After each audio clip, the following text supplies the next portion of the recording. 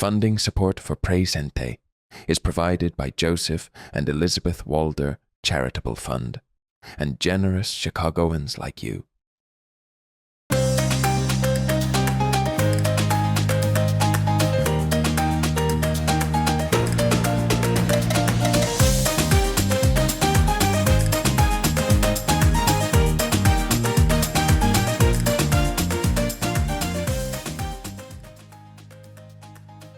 Welcome to the series premiere of Presente, where we speak to leaders who are showing up for our community by actively fostering grassroots solutions to challenging social problems.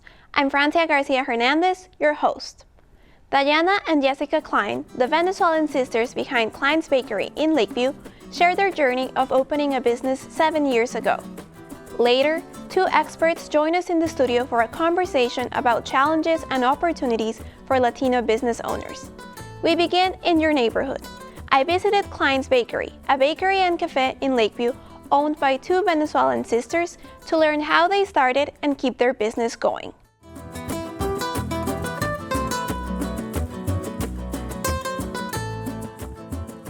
So tell us a little bit about your journey. You started in Buena Park after immigrating from Venezuela, and this business is a testament to your family history. You learned from your abuela, as far as I know, to bake and decorate cakes, and here we are today. So tell me a little bit, what inspired you to open the bakery? Back in Venezuela, we grew up with our grandma. She used to own a bakery business as well, and we were like her little helpers since we were little kids. Since we were like 6 years old, we would bake with her, and then we continued helping with the business until we were like 14 years old. So we learned a lot with her. So when we moved here, we have to reinvent ourselves, and I got back to our origins, and we decided to open a business. I imagine it wasn't easy. So what were some of the challenges you faced when you first opened the bakery? First of all, I would say the language barrier. We weren't as fluent in English when we first came here 10 years ago. So first of all, we have to learn the English. We have to learn all the processing on opening a new business. We never owned a business back in Venezuela. That was our grandma when we were kids.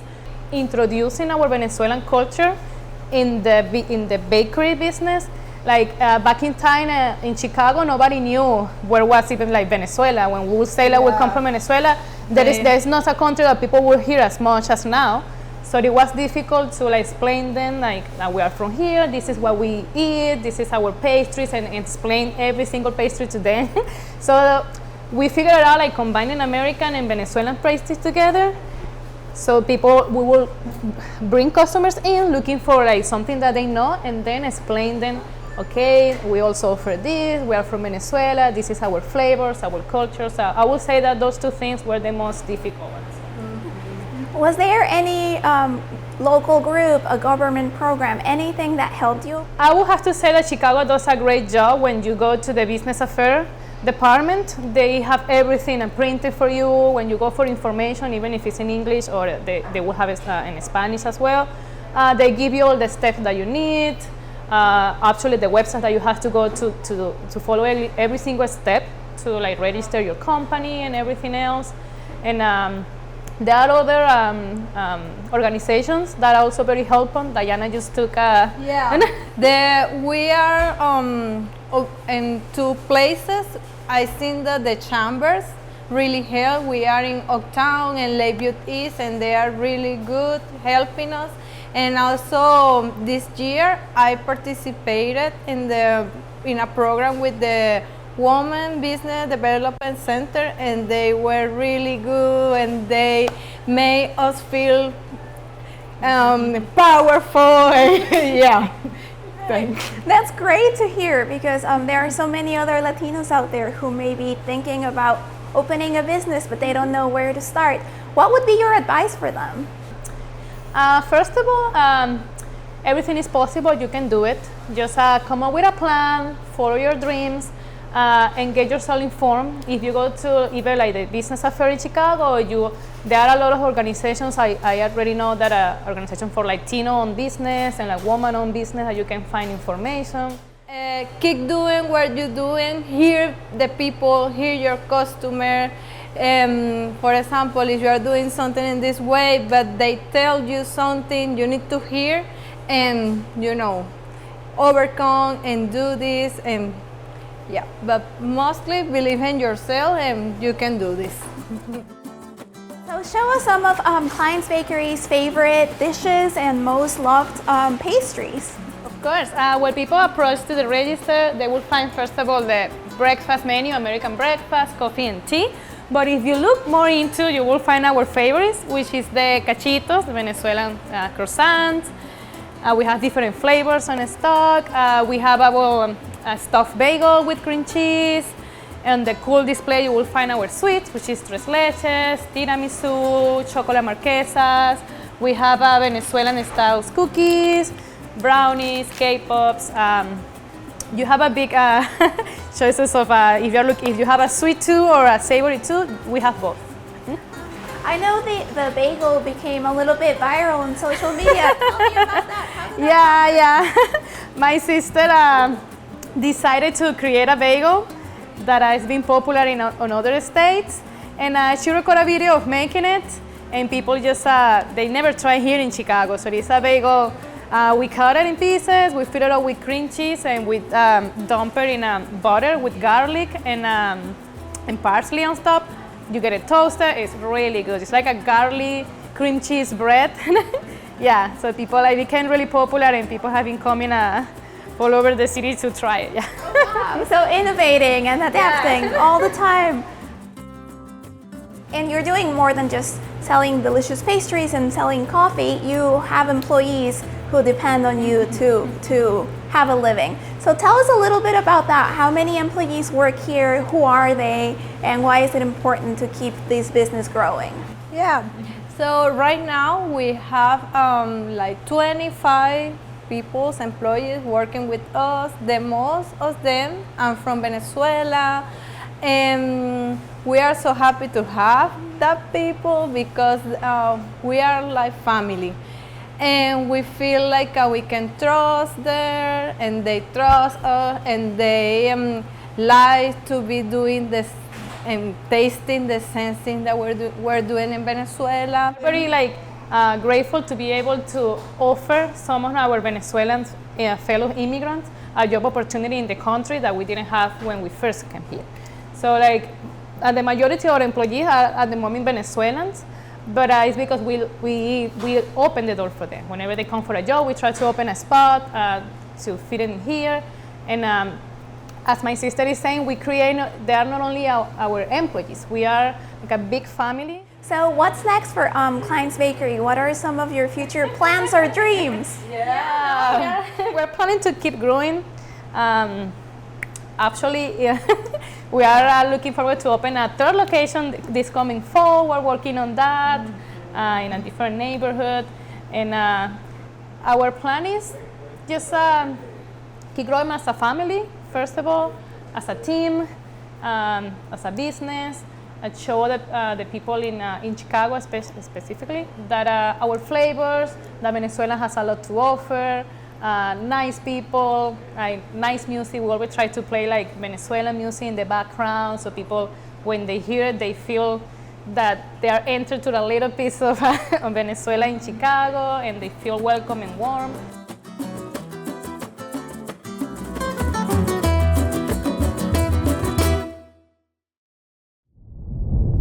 Latino business owners like Jessica and Diana play a pivotal role in our city and state economy. They bring new products and services to the neighborhoods where they operate, generate local jobs and tax revenue. As we heard, the road to success is not easy, especially for immigrant Latinos. Facing language barriers and knowledge gaps, they are not only forced to quickly learn and adapt, but they must also get creative to build a strong and sustainable customer base. Yet, Latino businesses may be the U.S. economy's best bet, as they could add $1.4 trillion to the U.S. economy if they grow at the national rate, according to a J.P. Morgan analysis. Our next two guests will discuss challenges and opportunities for Latino business owners. Next on Presente.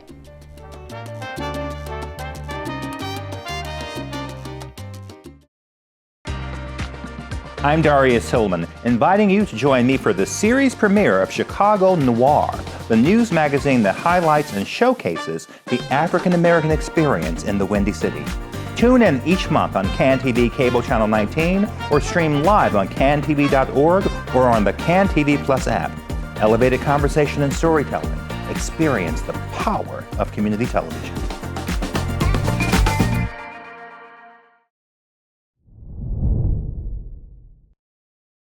You're watching Presente, where we speak with leaders who lift our communities by nurturing solutions to challenges.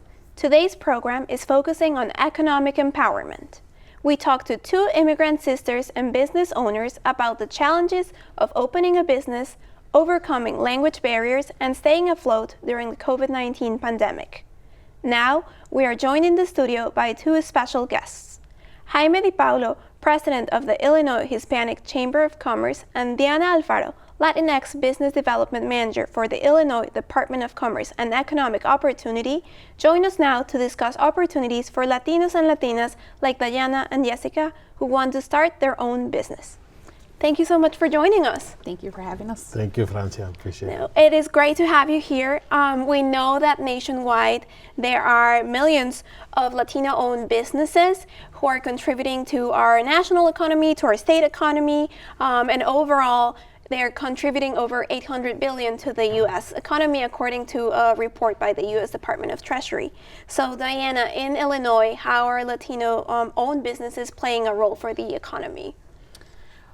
They're doing a lot. There's over 140,000 Latino-owned businesses in the state of Illinois, and those businesses contribute billions of dollars to the state economy. For example, the Illinois Latino gross domestic income was $92.6 billion in 2021.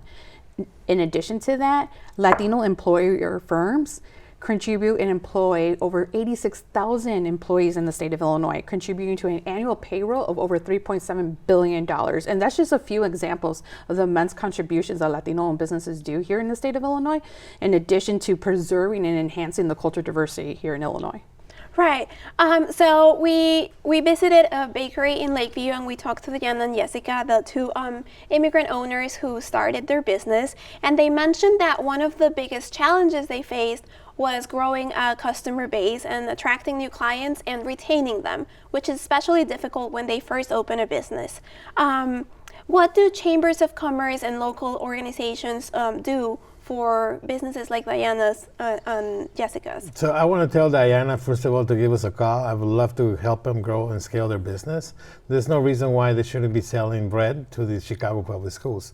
Wouldn't that be amazing? And that's what we do at the Chamber of Commerce. We prepare companies to do business with government. We prepare companies to scale their companies. So yeah, Chambers of Commerce, that's what we do. We do that day in and day out. We make sure Latino companies scale because, you know, the national data is over 4 million businesses in nationally Latino businesses, but they're all under 20 employees. So our job as Chambers of Commerce or business communities is to make sure those businesses scale. Because once we do that, the sky is the limit. You know, the future of the United States is Latino. If not, they're Latino now is the future of Latino. And there's been several reports just last week. You know, the housing stock, you know, the biggest buyers on housing was Latinos and Latinas. So it's amazing the opportunities. And white America should take notice. The Latino is the future of the United States. Right.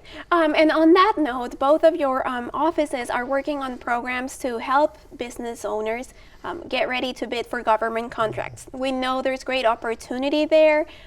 It's challenging as well for small businesses who may not have all the experience, all the knowledge, or may not speak English 100%. So what are some of the programs and initiatives that you're spearheading to help Latino owners get ready to bid? This is where I would say we work in collaboration.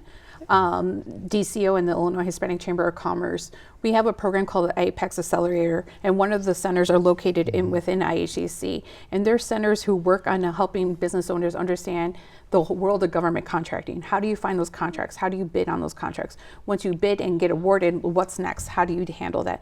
In addition, they help them with getting certified. If they want to get certified as minority-owned, women-owned, person with disability, or veteran-owned business. There is a certification through the state of Illinois through the Commission of Equity and Inclusion Business Enterprise Program, also known as BEP, and you could get certified at the state for free as minority-owned, women-owned, person with disability, and veteran-owned. And the Apex Accelerators are essential partners in helping business owners at no cost with that, and one of them is at IHCC. Yeah, we had incredible collaboration with the state because of that. Our goal is to scale those companies and make sure they have government contracts. And I love the question because we just about to unveil this incredible technology we develop in-house that's going to give an opportunity for our companies to get those government contracts easy. The data tells us it takes about 6 months to prepare a company to do a government contract. With this new technology we got, it's going to take you all but 20 seconds. It's incredible stuff. What we came up with is that this is going to revolutionize how Latinos do business with government contracts. And we have that technology. We're getting ready to unveil it. Yes, that is fascinating. So I know the Chamber has been working on several projects informed by Latinos data to try to help bridge these gaps, try to help businesses scale up, generate more revenue, enter new markets. What are some of the policy changes that the Chamber has seen would be helpful or necessary to help Latinos really take off?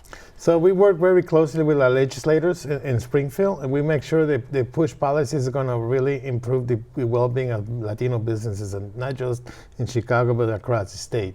So we make sure of that. So we work hand in hand. We have a staff person in Springfield that works with the legislators to make sure they're doing, they're advocating for our businesses, because at the end of the day, nobody's going to speak for you unless we speak for them. So that's what the Chamber does. I mean, we are a membership-driven organization, but you don't need to be a member to get services from us because of our government contracts and the partnerships we have with DCO and the federal government and everybody else.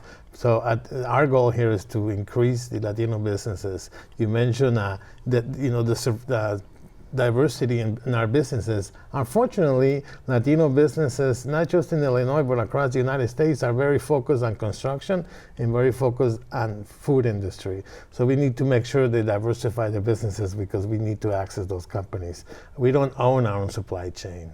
Wouldn't it be great if we Latinos would own our own supply chain? And that's what we're driving towards. That's why we do what we do. We got to make sure our companies own our supply chain. Because, for example, my wife owns an ice cream store. Her suppliers are not Latinos, but we need to make sure they're Latinos because we need to support each other to scale our economy, scale our businesses. So that's, at the end of the day, that's what we need. Other communities do it.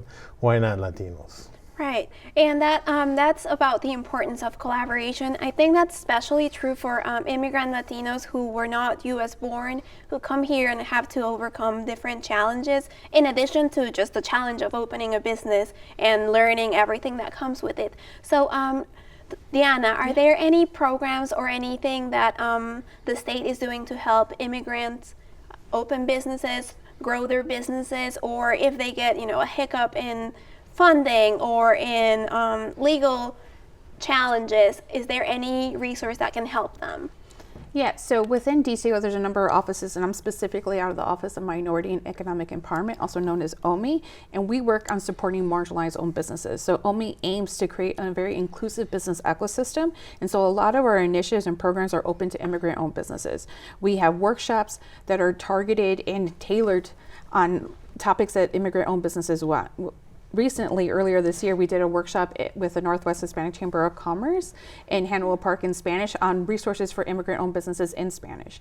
We've also done the second annual Latino Economic Summit that just happened in July in 2024, and a lot of our programming was tailored and resources open to immigrant-owned businesses. We invited lenders who are open to working with immigrant-owned businesses, etc. We have a virtual webinar that happens the first Wednesday of every month at 10 a.m. called Online with OMI, where we go over resources not only from the federal government, state government, and local government, but private resources. What funding opportunities are open for all levels of government and private. So that way it increase access to capital. And a lot of those programs are open to immigrant-owned businesses as well.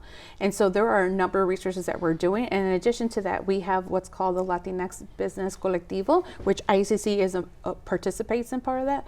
It is a coalition of Latino chambers of commerce, nonprofits with an economic component who get together quarterly to help DCO on prioritizing the priorities for the Latino business ecosystem. And one of the priorities is supporting immigrant-owned businesses.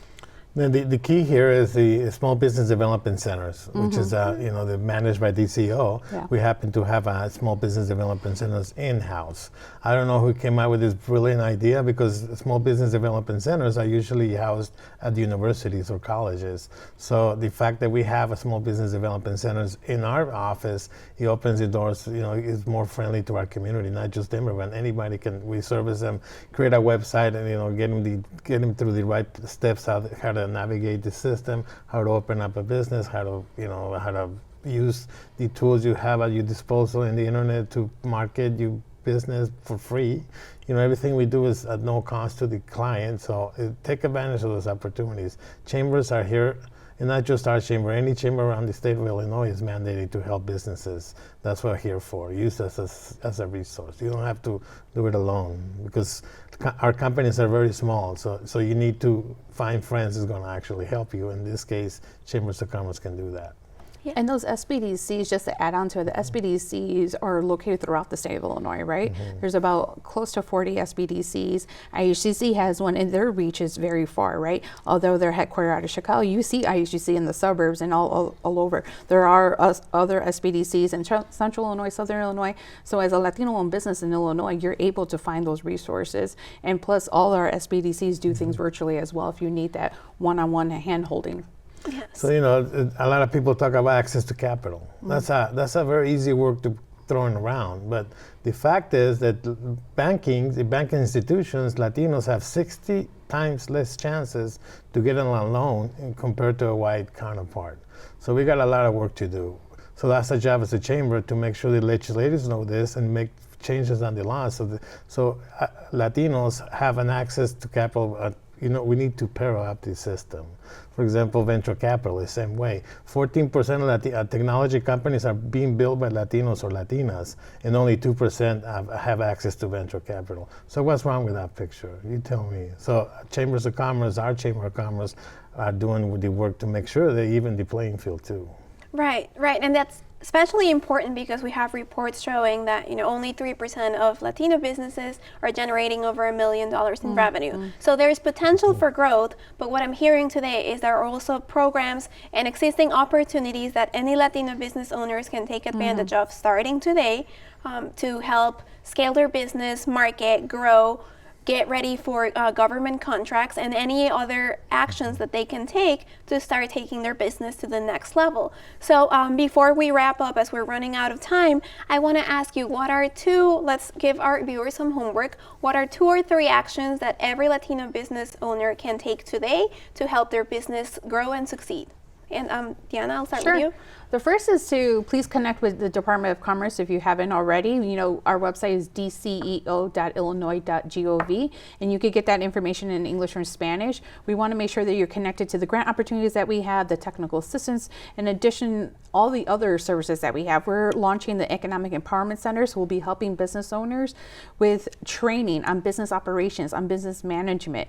We're in the early September wrapping up a program, which is the State Small Business Credit Initiative, where we are going to be awarding entities to provide legal services, accounting services, financial advisory services to support not only Latino-owned businesses but marginalized-owned businesses, to make sure that when they go and apply for that loan that Jaime was talking about, it increases their chances to get those loans from the state of Illinois, right, for our programs that we have. But when they have that preparation, their accounting books in order, the legal services, that's going to help them become better candidates for other programs as well. And so the first is to connect with DCEO. And in addition, I would say the other thing is, one thing we saw during the pandemic is what hindered a lot of our Latino-owned businesses is that their financial bookkeeping wasn't in order. So working with those free technical assistance that we have through the chamber, through DCEO, to make sure that your financial books are in order to help you get those grants and loan programs. Jaime, very quickly, what would you say to business owners? So reach out to Chambers of Commerce. I mean, there's about 180 Chambers of Commerce in the state of Illinois, so reach out to them. We're here to help. The other thing, they talk about Latinos being the 5th largest economy in the world. What does that mean? Are we scaling our companies? Are we building our companies? All we are is the employers and the consumers. So we got a lot of work to do in terms of developing businesses. So that's what the chambers are here for, working in collaboration with the state of Illinois and many other agencies. Well, we are surprisingly out of time. This is a fascinating conversation. I'm sure our viewers will benefit from it. So thank you so much for joining us, and let's hope that next time we meet, we see success from our Latino business owners in the state, in the city, and nationwide. Thank you so much. Thank you, Francia. A pleasure. Thank you. As we have heard, Latino business owners face additional challenges to growth as they navigate language barriers or knowledge gaps that prevent them from entering new markets. In The Common Ground, we analyze how programs that get businesses ready to bid government contracts could be the key to unlock new growth and revenue opportunities.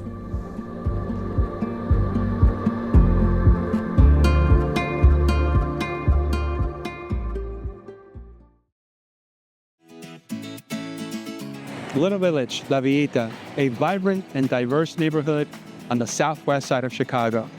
The community is best known for its rich culture, tight-knit spirit, and delicious cuisine. I'm Hugo Balta. On the next episode of Sazón de Illinois, we'll sample the stories, culture, and cuisine of one of the most beloved restaurants that give this neighborhood its flavor.